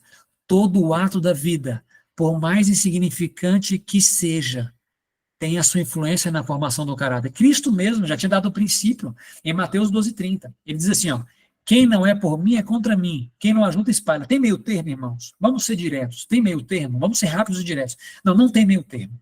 Tudo aquilo que não junta com Cristo está fazendo o quê? Está o quê? Está espalhando. Tudo aquilo que não é por Cristo é o quê? É contra Cristo. Vamos parafrasear isso? Tudo aquilo que não te assemelha a Cristo, te assemelha a Satanás. Tudo aquilo que não edifica o caráter, destrói o caráter. Tudo aquilo que não constrói o caráter, arruína o caráter. Não há meio termo, não há campo de neutralidade. Ah, mas eu sou indeciso. Peraí, você não está juntando? Está espalhando, então. Se não está construindo, está destruindo. É sem meio termo, queridos, não há tempo mais. A nossa mensagem hoje é o quê, amados? Sim, sim, não, não. É uma mensagem de vida ou morte. São apelos vindo do céu para tirar um povo da condição laodiceana, uma condição difícil de ser tirada. Então Deus manda pregadores para trazerem mensagens diretas para nós. Deus vai reavivar no nosso meio o espírito de Elias, João Batista e Natã. Testemunhos diretos serão dados a cada um de nós. Palavras como foram ditas por Natã, tu és este homem, ao se referir a Davi, novamente vão se levantar em nosso meio a mesma coragem que Elias tinha. E o espírito missionário de João Batista serão derramados em cada um de nós. Muitos reformadores têm medo de atacar, de anunciar os pecados da igreja, mas o Espírito, você diz que o Espírito Santo vai vir sobre eles, assim como veio sobre Elias, e vai impelir a eles a proclamarem a palavra do Senhor. Agora eu coloco uma observação, somente Deus é quem levanta esses homens, não é eu ou você quem escolhe fazer essa obra.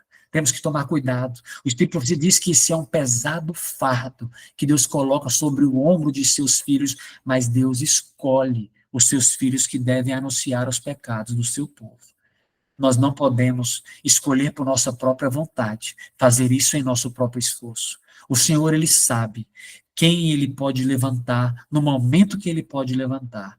Mas essa voz, queridos, vai ser levantada em nosso meio. Atos diretos, queridos. Tudo aquilo que não está transformando o nosso caráter para perto de Cristo está afastando o nosso caráter. Tudo aquilo que não está transformando o nosso caráter está afastando o nosso caráter. Podemos saber, queridos, que tudo afeta o caráter, sim ou não? Não vou falar sobre as reformas, mas eu faço uma pergunta para os irmãos. Eu não vou falar sobre as reformas. Eu quero fazer uma pergunta para os irmãos. Alimentação, queridos, impacta na transformação do caráter, sim ou não? Sim, impacta, com certeza. Vestuário, impacta na transformação do caráter, sim ou não? Sim, impacta. O que eu leio, o que eu escuto, impacta na transformação do caráter, sim ou não? Sim, com certeza, não há campo neutro.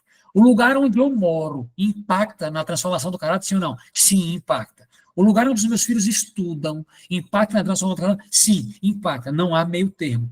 Tudo está exercendo influência para o bem ou para o mal. Não ache que assistir série de Netflix não impacta o nosso caráter. Impacta o nosso caráter. Impacta. E se não está nos assemelhando a Cristo, está desenvolvendo em nós, queridos, lugares para que Satanás amadureça na vida daqueles que estão permitindo que essa obra continue ainda em suas almas. Amados, torcer para time de futebol, vestir a camisa de time de futebol, está nos preparando para ser mais semelhantes a Cristo? Não, de forma nenhuma nem está.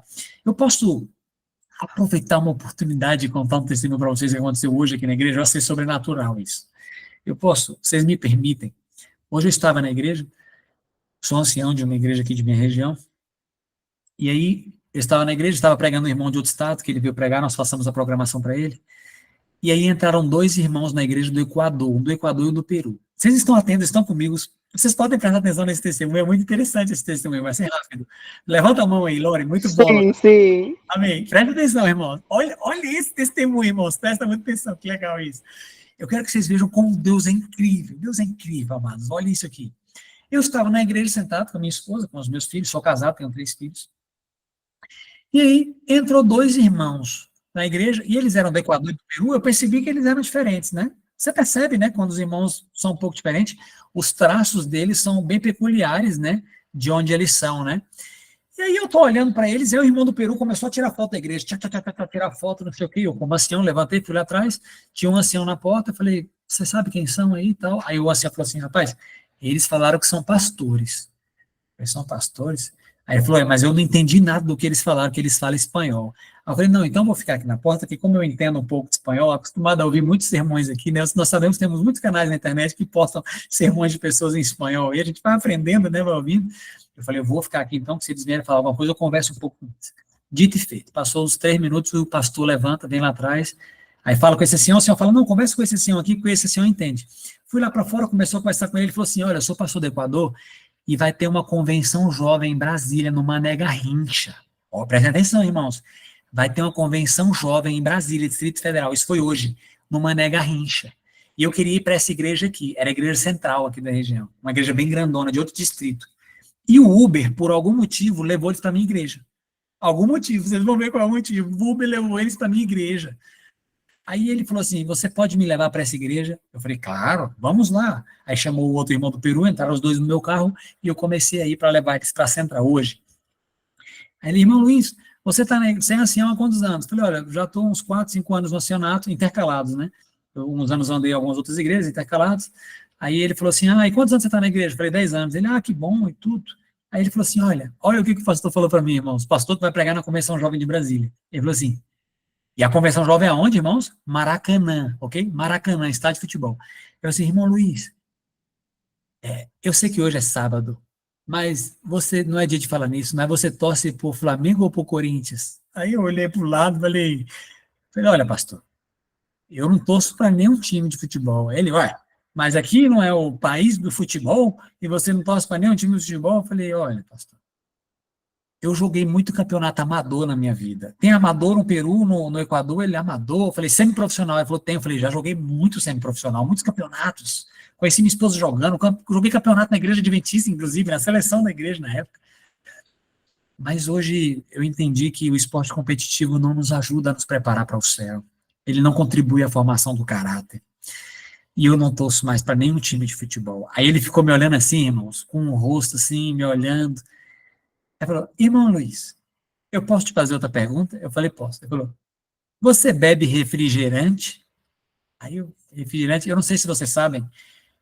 Não, refrigerante não, desculpa, Guaraná. Irmão Luiz, você bebe Guaraná? Se alguém pergunta isso para você, você vai responder o quê? Guaraná no Brasil é um tipo de refrigerante, sim ou não? É um tipo de refrigerante. No Peru, Guaraná é qualquer refrigerante. No Peru, Coca-Cola é Guaraná, Sprite é Guaraná, Fanta Uva é Guaraná, e Guaraná é Guaraná. Né? Eu acho que Guaraná é Guaraná. No Equador, Guaraná é o refrigerante que nós temos igual aqui no Brasil. Aí esse pastor era do Equador. Ele virou bem e falou assim, você bebe Guaraná? Eu falei, não bebo Guaraná. Ele, olha, não é Coca-Cola. Eu sei, Coca-Cola a gente não bebe, mas por que você não bebe Guaraná? Eu falei, olha, Guaraná é uma planta estimulante, né? Ela tem um efeito estimulante, então ela puxa das energias, das reservas de energias do nosso ser, e depois que passa o efeito do Guaraná, o nosso sistema nervoso fica debilitado, deixando uma fadiga, em um estado de mortalidade. Aí deu uma explicação para eles assim, meio rápida, mas o irmão Zé ficou me olhando, assim, pro lado, aí ele ficou olhando para mim e falou, Aí o de trás perguntou, mas Guaraná é refrigerante? Aí começou a falar com o bebê, ele falou assim, mas no Brasil as pessoas bebem Guaraná, refrigerante. E eu falei assim, no Brasil, se você for perguntar para as pessoas, a maioria vai dizer que jogar futebol e torcer para time de futebol não tem problema. Mas você sabe que tem um grupozinho que está se preparando para ir para o céu, um remanescente que procura ser diferente, você não sabe? Aí ele ficou me olhando assim, aí ele ficou assim me olhando, eu peguei, deixei ele lá na igreja, apresentei ele para o pastor local, fui embora. Vocês conseguem entender como é que Deus é maravilhoso? Porque esse pastor, queridos, ele vai pregar no Mané Garrincha, para a convenção jovem, e Deus direciona esse homem para a minha igreja, e por circunstâncias da vida, providência do Senhor. Eu cruzo com ele hoje e tenho a oportunidade de dizer para um pastor nosso, né, sobre o futebol e sobre refrigerante. E quando eu falei do refrigerante, ele falou, então já estou cometendo muito pecado aqui no Brasil, porque estão me dando refrigerante aqui no Brasil. Eu falei, eu falei bem assim, pastor, é uma questão de consciência de cada pessoa, né? A nossa consciência é o nosso guia, né, na presença de Deus. Então, eu, por favor, não quero pesar a consciência do Senhor. Ele, não, aí ficou tudo assim e foi embora. Bom, fechando aqui o testemunho, voltando, né? Só para vocês pegarem aí, fechando aqui o testemunho, voltando. Tudo da nossa vida influencia. Tudo na nossa vida, ela influencia. Todas as escolhas, ela influencia a nossa vida. Olha o que o texto aqui ele disse para nós, né? Todo ato da vida, por mais insignificante, tem a sua influência na formação do caráter. Todo ato da vida. Queridos, todos os defeitos de caráter se originam aonde, amados? No coração. A nossa primeira tarefa é com o quê? Primeira tarefa é onde, queridos? Primeira tarefa é no coração. Jesus Cristo tinha dito na Bíblia que se nós limpássemos o interior do nosso coração, o exterior ficaria de que maneira?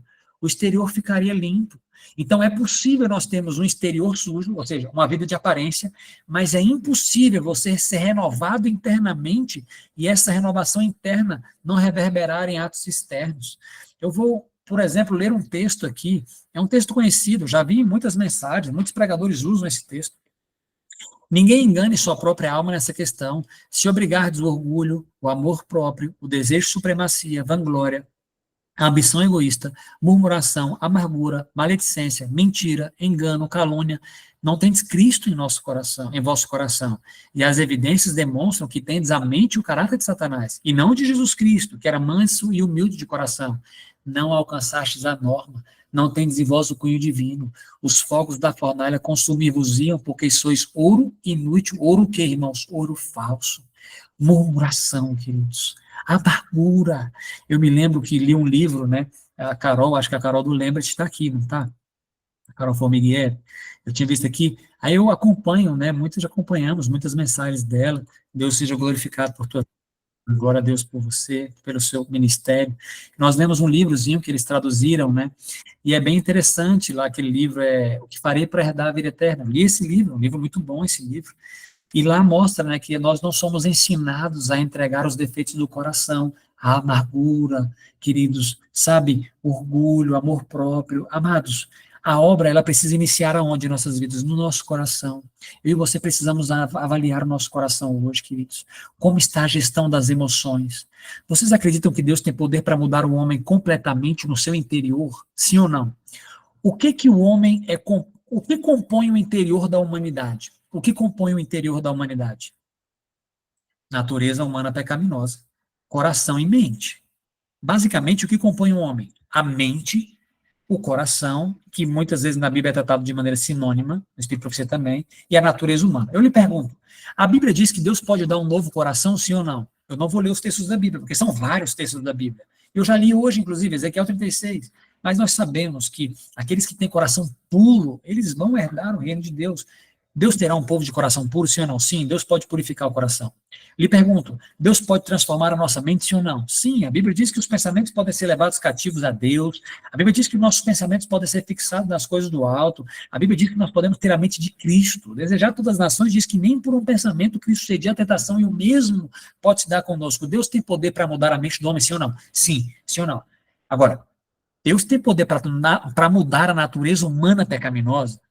Claro que sim, queridos. Existe uma teologia hoje contemporânea que justifica os seus pecados atribuindo a culpa à natureza humana pecaminosa, mas a Bíblia vai dizer em muitos lugares, o despojar de Cristo, a circuncisão de Cristo é o despojar da carne pecaminosa, natureza humana pecaminosa. Colossenses 2,11 vai falar isso. Colossenses 3,5 vai dizer que nós temos que fazer essa natureza terrena morrer. Romanos 6,6 diz que o Espírito Santo pode vivificar o nosso corpo e destruir a natureza humana pecaminosa. Romanos 8, a partir do versículo 11, diz que nós não somos constrangidos a viver segundo a carne. Ou seja, mesmo a natureza pecaminosa, ela possui, mesmo a natureza pecaminosa, ela possui solução da parte de Deus. No livro de 2 Pedro, capítulo 1, versículo 4, nós temos as suas muito grandes e preciosas promessas para que por meio delas nos tornemos coparticipantes da natureza divina, escapando da corrupção que há no mundo. Ou seja, você já conhece dessas promessas. E eu volto aqui então ao texto que tinha compartilhado. Se o Senhor pode nos mudar completamente, O Senhor é justo em fazer com que pessoas que não permitiram que ele mudasse o interior do seu coração realmente não possam, queridos, entrar na realidade celestial. Ou seja, eu e você precisamos de uma mudança interior completa. Agora, como nós vamos saber se Cristo está no nosso coração? Como eu vou saber se Cristo está no meu coração? Se quando você é criticado ou corrigido em seu caminho e as coisas não são exatamente como você pensa que deveriam, se você deixar a sua paixão surgir em vez de suportar a correção e ser paciente ou bondoso, Cristo não está permanecendo no nosso coração. Assim que alguém o atravessa, o ofende, surge em seu coração um sentimento de amargura, um espírito de rebelião. Se esse é o espírito que você tem, tenha em mente que você não possui o espírito de Cristo, é outro espírito. Que forte, não é, queridos? Muito forte. Talvez você diga, eu guardo os mandamentos de Deus. Guarda mesmo. Você cumpre os princípios dos mandamentos de Deus em seu lar e em sua família. Você nunca é rude. Perceba, olha o que o texto diz, nunca, não é a maior parte das vezes. Lembra que nós falamos lá do fruto do Espírito, que é em todo o tempo? Por isso que a obra é sobrenatural. Você nunca é rude, descortês, indelicado no círculo familiar, porque se você manifestar a falta de cortesia no lar, não importa quão alta seja a sua profissão, estará violando os mandamentos de Deus. Não importa o quanto você pregue os mandamentos a outras pessoas. Se você falhar em manifestar o amor de Cristo a outras pessoas em sua vida doméstica, você é o transgressor da lei de Deus. Você não pode ceder ao seu próprio temperamento, seguir o seu próprio caminho e ainda assim permanecer filho de Deus. Percebe, queridos? É sim, sim, não, não.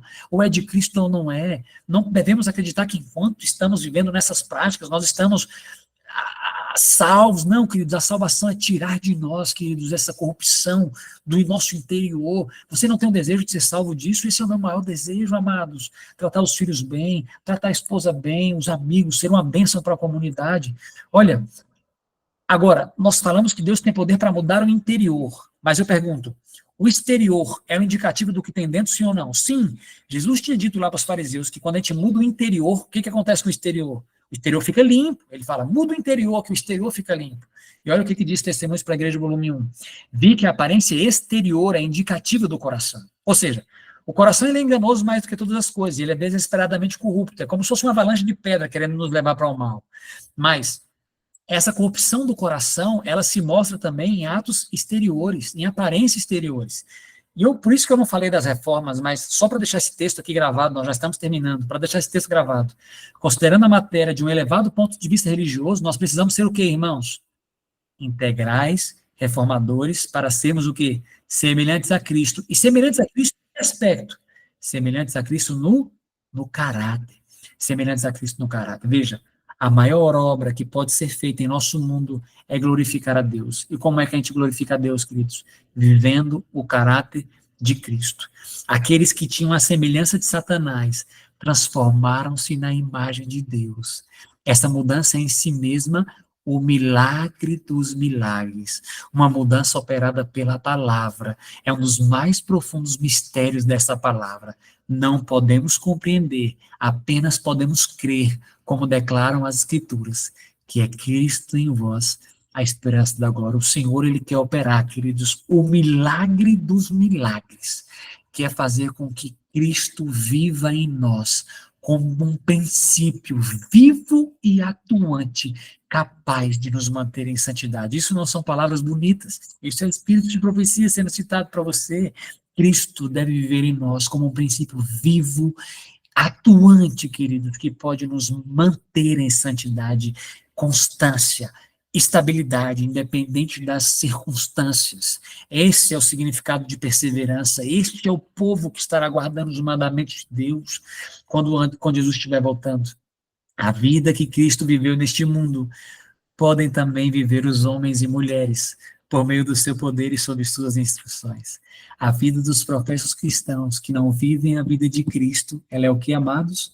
Um escárnio para a religião. Muitos não vêm para a nossa fé, não é por causa de nossa crença, é por causa de nossas vidas. Deus espera que os que professam ser cristãos revelem em sua vida o mais alto desenvolvimento do cristianismo. São reconhecidos representantes de Cristo e devem demonstrar que o cristianismo é uma realidade.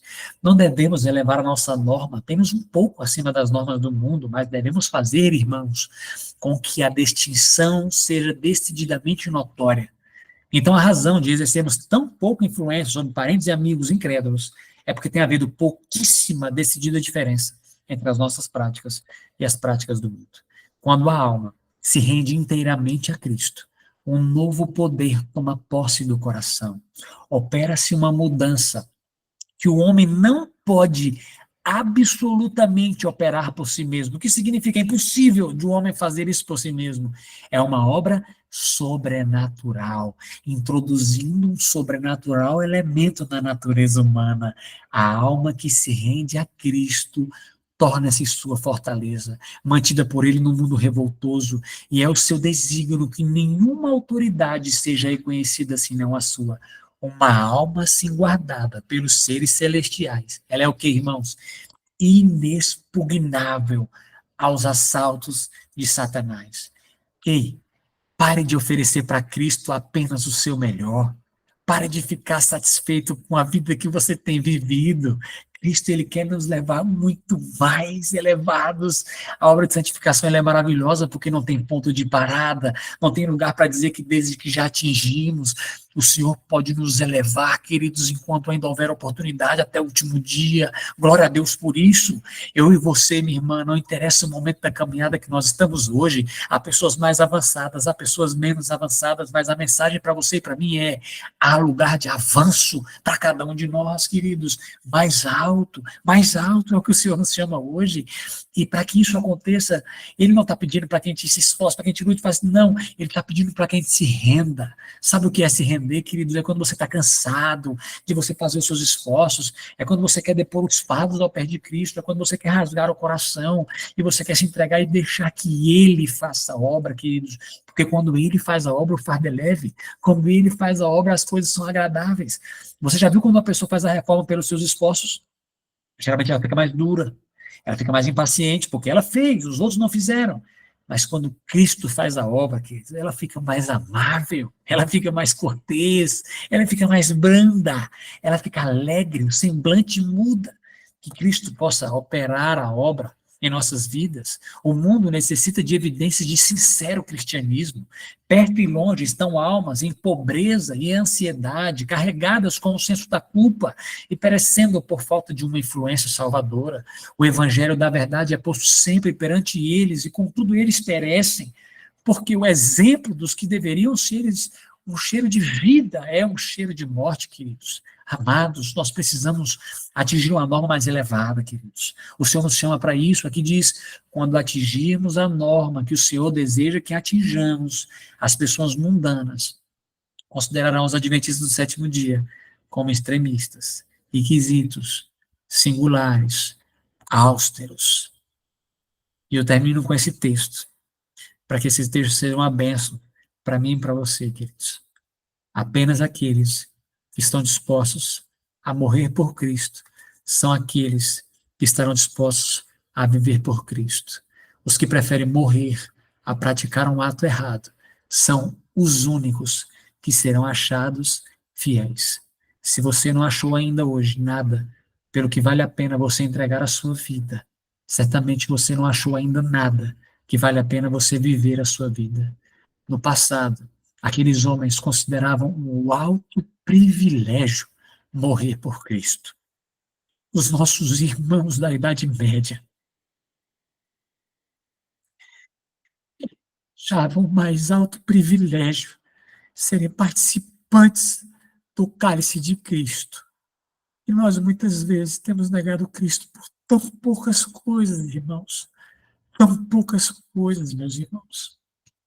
Crianças eram ensinadas que muito provavelmente teriam a sorte de Marte, queridos.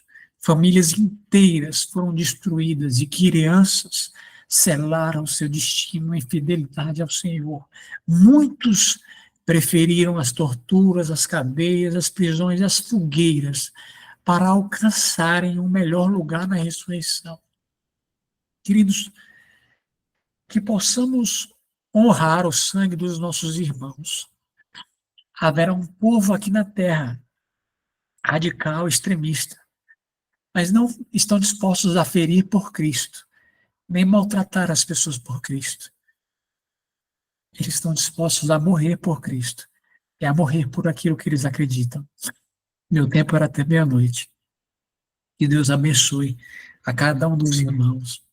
que você faça proveito dessa oportunidade de vigília, de preparo, e que o Senhor possa reinar na sua alma, que você esteja achado por Ele como a sua fortaleza, e que na tua vida só escute uma voz, um poder que aí dentro domina, que Ele te dê a estabilidade e a constância de Cristo, que Ele resplandeça sobre a tua vida, e tenha certeza de que aquele que começou a boa obra em nós, há de concluí-la até o dia da volta de Jesus. Eu creio nisso. Você acredita nisso? Bom, se você acredita nisso, eu quero te chamar para nós fazermos uma oração e nós então seguirmos aí com os próximos palestrantes, oradores que estarão trazendo para nós o pão da vida. Nós podemos orar? Quero pedir para você se ajoelhar. Se for, Amém. se ajoelhe comigo. Tem alguém, Célia, que vai fazer oração? Eu posso fazer oração de encerramento? Não, essa é com você. Então vamos orar, vamos ajoelhar, queridos, e vamos orar.